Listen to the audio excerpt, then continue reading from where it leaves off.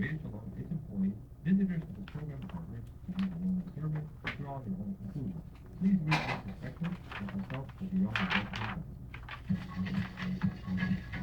Live from the studios of Radio Shalom, 1650 AM in Montreal, Canada, the city of Joie the world capital, culinary variety, and the home of Montreal Canadiens. This is the Money and Business Show with your host, Samuel Lazurza. Every week, Samuel and his guests discuss money, investments, financial services, and the world economy. Over the next hour, you can have your questions about business and personal finances answered. So call 514-738-4100, extension 200, to speak with Samuel and his guests. And now, here is the host of the Money and Business Show, Samuel is. Money, and business. Security regulatory enforcement has long been a serious concern among securities regulators around the world.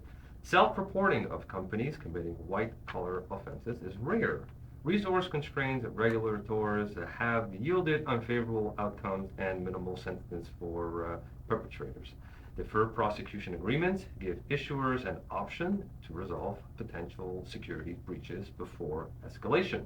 They allow issuers to secure a global settlement while cooperating with regulatory authorities that may span multiple jurisdictions.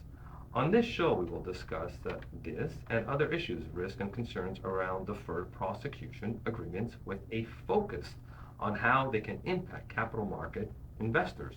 My name is Samuel Lazurza, your host to the Money and Business Show on Radio Shalom, CJRS 1650 AM. Thank you for tuning in live with our business studios headquarters in Montreal, the financial capital and the home of the greatest hockey team. That's right, the Montreal Canadiens.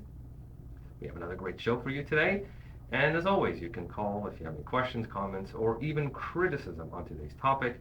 Please call us directly at 514-738-4100, extension 200, or email me at moneyandbusinessshow@gmail.com if you have any inquiries. And also, we have a lot of archives, our 2012 full of archives, great shows for you. You can visit our website at www.radio-shalom.ca. All our shows are archived there. Today's topic of discussion is deferred prosecution agreement. Are they effective tools for securities enforcement? It's a good show today. We're going to be talking a little bit more about the voluntary alternative in which a prosecutor agrees to grant amnesty in exchange for a defendant agreeing to fulfill certain requirements. And I want to wish everybody a Happy New Year.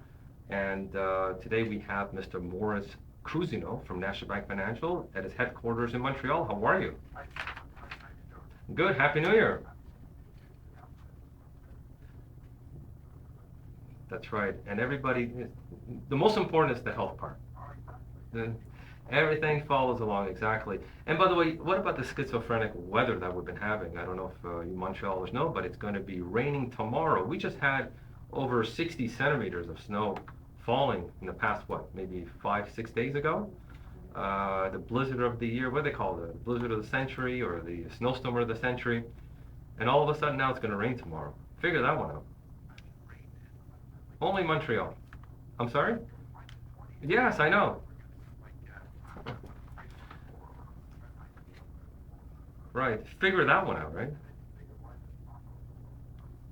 I just can't believe it. Like I said, Montreal has schizophrenic weather. People who around the globe who are listening, if you're in Russia or France or wherever you are around the world, that's what Montreal is. We got weather where we have minus 20, almost 2 feet of snowfalls, and the next day it's going to rain.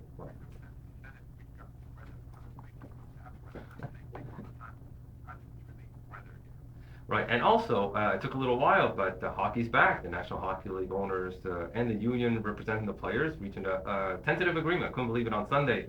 I was so happy that I actually taped the whole announcement.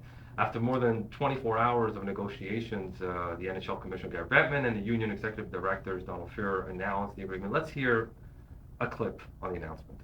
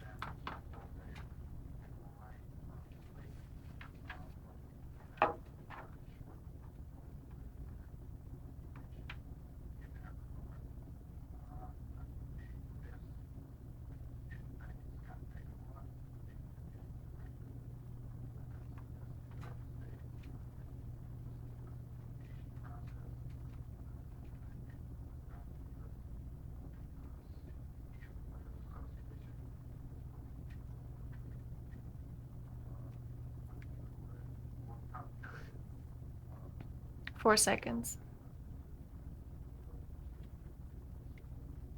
Morris, how did you feel, Morris? Because, that morning I woke up, I got into the car, and I heard the announcement. I thought the season was done.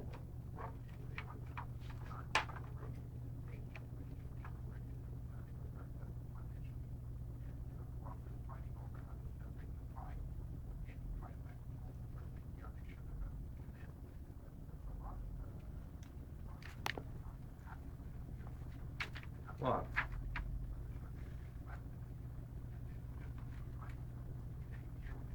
Well, let's just hope. Yeah, exactly when they come back. But what I'm hoping is that the fans will forgive and forget. I hope, and not. Yeah, yeah, maybe in a month from now or so. But you got to remember now, each game counts. This is what I. But I. Yes, I know, but I have a feeling this is going to be. We're going to see a lot of good hockey here because there's only 48 games, something like that. Exactly, it's going to be intense. This is like, or yeah, it's going to be condensed. But you know what? The players they know it's this is 48 games and they're going to play hard. And maybe we'll have a 48 game season. We're going to see great hockey.